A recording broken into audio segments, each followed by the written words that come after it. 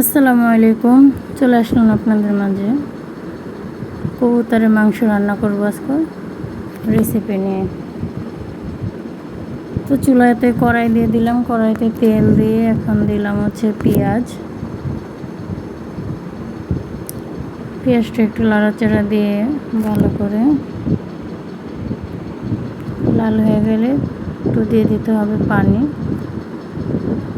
তো এক এক করে হচ্ছে আমি মশলা দিয়ে দিলাম রসুন বাটা, দিয়ে দিলাম আদা বাটা, একটু লাড়া দিতে হবে।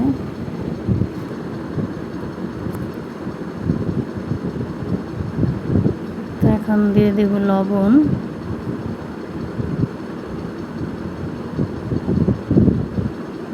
লবণটা দিয়ে আবার একটু লাড়া দিতে হবে যত মিশে যায় লবণটা। দিয়ে দিলাম 1 চামচ ধনিয়ার গুঁড়া,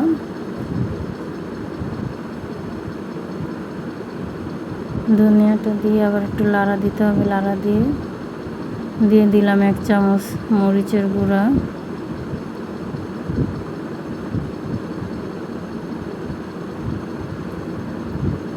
দিয়ে দিলাম হলুদের গুঁড়া 1 চামচের থেকে সামান্য কম,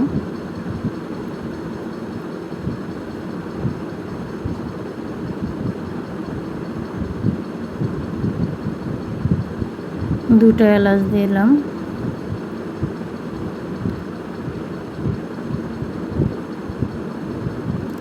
একটা দারচিনিকে ভাগ করে দিলাম, মাঝখান দিয়ে ভেঙে দিলাম আর কি। আবার একটু লাড়া দিয়ে দিলাম, মশলাটা ভালো করে কষিয়ে তো একটু পানি দিলাম, পানি দিয়ে একটু লাড়া দিয়ে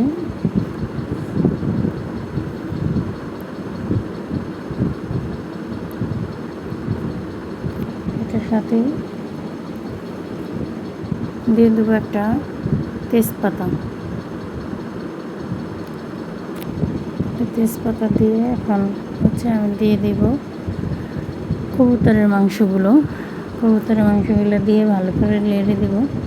এই পানিটাতেই আমার কবুতরের মাংসটা একটু কষানো হবে।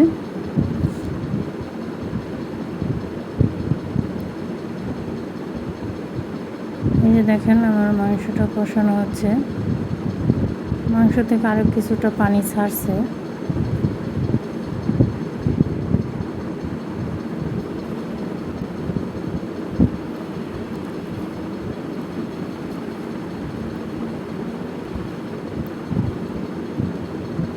যে দেখেন আবার একটু লাড়া দিতে হবে। তো মাংসটা ভালো করে কষানোর পরে হচ্ছে আপনি আলুটা দিয়ে দেবেন। আমি একটা আলু ছোট ছোট করে কেটে নিয়েছি। তো এই যে দেখেন আলুটার মাংসটা এই পানিতেই কষানো হবে। এই যে মাংসটা কষানো হয়ে গেছে, এরপরে আমি এখানে একটু পানি দিয়ে দিব।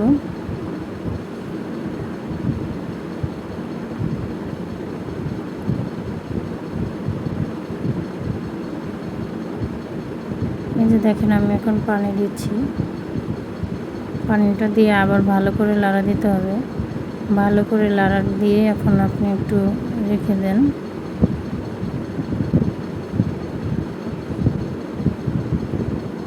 তো এই যে দেখেন এখন আমি আবার লাড়া দিয়ে দেব। তো আমার মাংসটা হয়ে গেছে মোটামুটি,